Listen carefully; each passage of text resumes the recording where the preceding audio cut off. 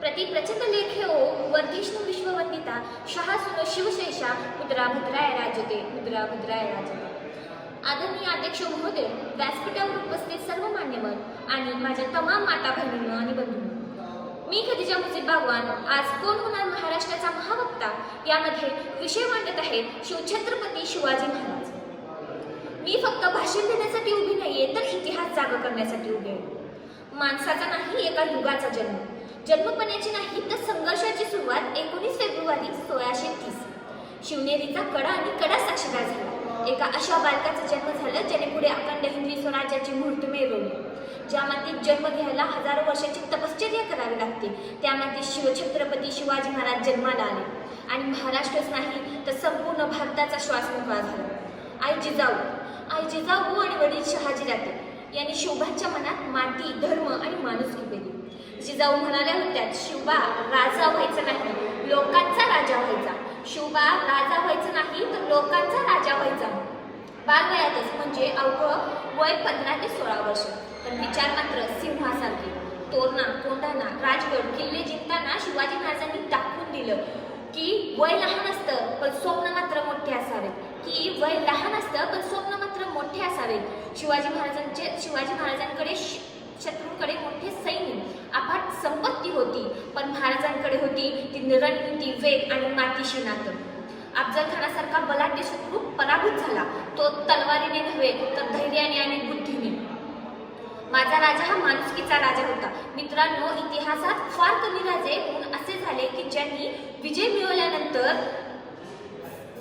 सुडा नाही तर सन्मान दिला, स्त्रियांचा सन्मान, सर्व धर्मांचा आदर, आणि हाच तो होता तो खरा शिवधर्म। महाराजांचे किल्ले म्हणजे फक्त दगडमाती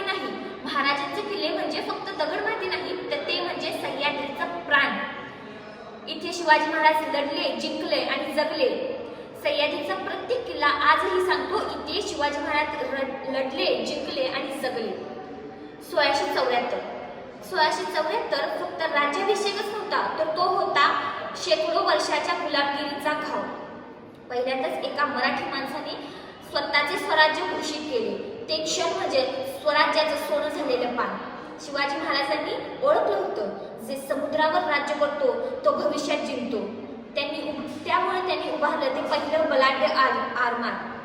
शिवाजी महाराज म्हणजे फक्त राजा नव्हता, तर तो एक विचार होता, तो धगधगता ज्वालामुखी होता आणि तो प्रत्येक मराठी माणसाच्या रक्तात वाहणारा स्वाभिमान आहे। जेव्हा संपूर्ण देश गुलामगिरीच्या अंधारात बुडालेला होता, तेव्हा सह्याद्रीच्या कडेकपाऱ्यातून एकच आवाज घुमू लागला की आम्ही स्वराज्य स्थापन करणार। ज्यावेळी महाराजांकडे मोठे सैन्य होतं ना मोठ्या सोन्याची तिजोरी होतं ते फक्त आई जिजाऊंच्या संस्काराचं बळ, रामदास स्वामींचं मार्गदर्शन आणि स्वतःच्या रक्तात उसळलेल्या स्वातंत्र्याची आग। मित्रांनो, ज्या वयात आपण स्वप्न पाहतो त्या वयात शिवाजी महाराजांनी इतिहास घडवलं। शिवाजी महाराजांनी इतिहास घडवलं। तोफांच्या गर्जनेने नव्हे तर धैर्याच्या गर्जनेने किल्ले जिंकणारा राजा म्हणजे शिवछत्रपती शिवाजी महाराज। शत्रूच्या महिलेला आई समान वागवणारा, शत्रूलाही धर्म, न्याय आणि माणुसकी शिकवणारा हा जगातील एकमेव राजा होता, ते म्हणजे शिवछत्रपती शिवाजी महाराज। अफजल खानासारखा बलाढ्य शत्रू समोर असताना सुद्धा शिवाजी महाराज डगमगले नाहीत, कारण त्यांना माहिती होतं हा स्वराज्य तलवारीपेक्षा मनगटात असतं। महाराज म्हणाले होते, स्वराज्य हा माझा जन्मसिद्ध हक्क आहे आणि तो मी मिळवणारच। अखेर 3 एप्रिल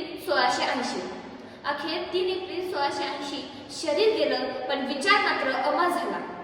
शिवाजी महाराज गेले नाहीत, ते प्रत्येक मराठी माणसात रुजलेले आहेत। मित्रांनो, शिवाजी महाराज म्हणजे फक्त इतिहासाचा धडा नाही, ते आहेत नेतृत्वाचं बळ, अन्यायाविरुद्ध उभं राहण्याचं धैर्य आणि माणूस म्हणून जगण्याची शान। शेवटी जाता जाता एवढेच म्हणते, शिवाजी महाराज इतिहासातच नव्हे तर ते आमच्या रक्तात आहेत, ते आमच्या श्वासात आहेत, ते आमच्या अस्तित्वात आहेत। जय भवानी, जय शिवाय, जय महाराष्ट्र।